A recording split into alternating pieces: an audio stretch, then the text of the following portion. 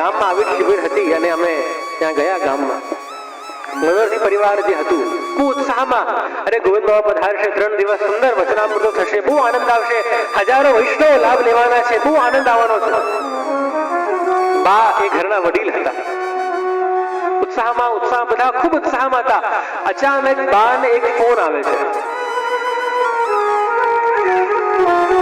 Phone આવતા જ, phone મૂકતા જ બા એવા થઈ ગયા જે ડિપ્રેશનમાં આવી ગયા, એકદમ ડરી ગયા, એકદમ આમ ઉદાસ થઈ ગયો. ચહેરા જે પહેલા તરબૂજા જેવું ખીલેલું હતું, કુકુંબર જેવું, એકદમ મુરઝાઈ ગયું. મને લાગ્યું ડર. મને થયું કે આ ઘર પર સૂતક આવ્યું છે તો બુરી ખબર છે. આ બા કેમ એટલા બધા દુઃખી થઈ ગયા છે? મનોમન ડરતો હતો, મનોમન વિચલિત હતો. ત્યારે મેં એના દીકરાને પૂછ્યું कि भाई क्या बात है, आपकी मम्मी इतने दुखी हैं, कुछ बड़ी तकलीफ आ गई है आपके घर में, क्या हुआ है? अरे ये चिंताની કાંઈ વાત નથી, એ તો અમારી કામવાળીનો ફોન હતો કે 3 દિવસ નથી આવવાની, એટલી આવી હાલત થઈ છે. મેં કીધું કામવાળી નથી આવવાની 3 દિવસ, એમાં આવી હાલત થતી હોય?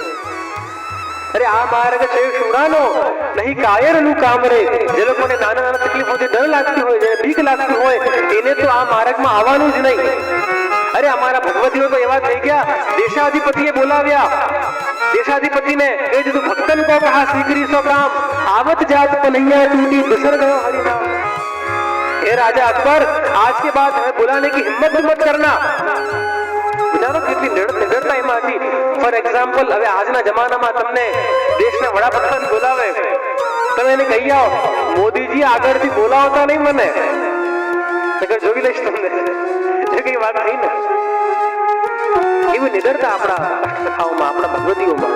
તેથી આ રાજમાતા જેવી નિડરતા આપણા બધાની અંદર હોવી જોઈએ. અરે કાંઈ થઈ જાય, ઔરંગઝેબ શું, ઔરંગઝેબના દાદા પરદાદા જે પણ આવે, અમને કઈ વાંધો નથી.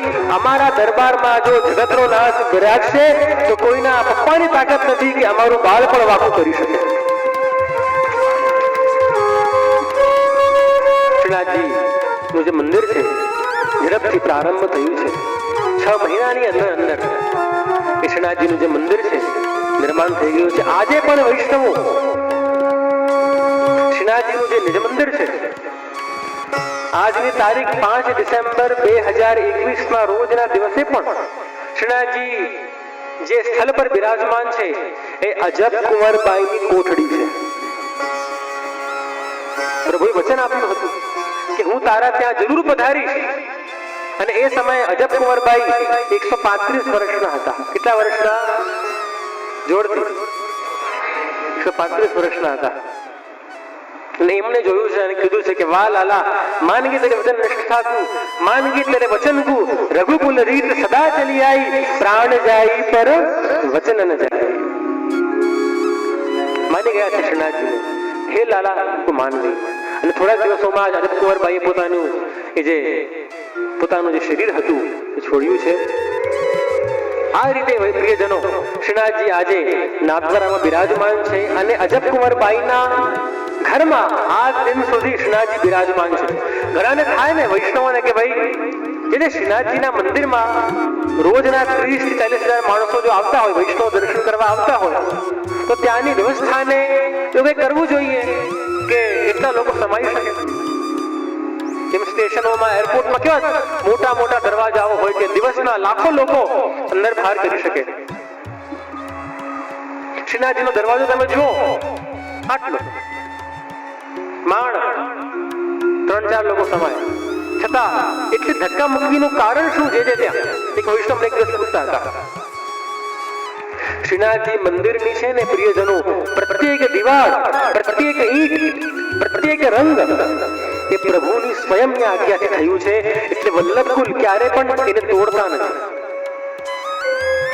બધા જ રૂમ કોઈક ને કોઈક, હવે જેમ સૂરજ પોલ છે તો એક તિલકાયતને આજ્ઞા થઈ કે આપ મારા માટે સૂરજ પોલનું નિર્માણ કરો, કે ભાઈ મણિકોઠા, તો ફલાણાને આજ્ઞા થઈ કે ભાઈ તમે મણિકોઠા, એટલે કોઈ પણ દિવાલ તોડો તો એ તત્ત ભગવતીઓના, તત્ત પૂર્વજોના એ ભાવનાઓનું ખંડન કરતા હોઈએ ને એવું લાગે. તેથી શ્રીનાથજીના મંદિરમાં આવું જ રહેવાનું છે. શ્રીનાથજીનું ઘર છે ને, આ તો મંદિર થોડી છે, નંદાલય છે આપણું. તેથી એવી રીતે શ્રીનાથજી ત્યાં પાઠ બિરાજમાન થયા છે. એ સમયે શ્રી હરિરાયજી બિરાજમાન હતા, શ્રી ગોવિંદજી તિલકાયત ત્યાં ઉપસ્થિત હતા અને શ્રીનાથજી પાઠ પર બિરાજમાન કર્યા છે. શ્રીનાથજીને ખૂબ ભારી શ્રૃંગાર શ્રીનાથજીને કરવામાં આવ્યા છે. શ્રીનાથજીને કેસરી વસ્ત્રો, કેસરી કુલહે શ્રીનાથજીને ધરવામાં આવી છે. ખૂબ ભારે શ્રૃંગાર, 3 જોડના શ્રૃંગાર શ્રીનાથજીને કરવામાં આવ્યા છે. અને પવિત્રતમ દિવસ, એ દિવ્યતમ દિવસ જેની રાહ અજબ કુંવરભાઈ તથા સમસ્ત મેવાડના વાસીઓ જોતા હતા. પ્રભુ 2 વર્ષમાં હવે બ્રજથી મેવાડ પધાર્યા છે અને મેવાડના વાસીઓ અને બ્રજવાસીઓ જેવો ઉત્સાહ મનમાં ઉમેરાઈ ગયો છે અને બ્રજવાસીઓમાં જેવો ઉત્સાહ એ પૂર્ણ ક્ષત્રિયના મંદિર સમય હતો એવો જ ઉત્સાહ બધા બ્રજવાસીઓ, બધા મેવાડવાસીઓના મનમાં આવી ગયો છે. કેસરી વસ્ત્રો પહેરીને બધા મેવાડવાસીઓ શ્રીનાથજીના દર્શન કરવા આવે છે. કીર્તનિયાઓ અનેક ઉપસ્થિત છે, ઘંટા ટકોરા શંખનાદ વાગે છે અને બધા ખૂબ આનંદમાં ગોવર્ધનનાથ કી જય, ગોવર્ધનનાથ કી જય જયઘોષ કરે છે. શ્રીનાથજીની યાત્રા વ્રજથી લઈને મેવાડ સુધીની સમાપ્ત થઈ છે.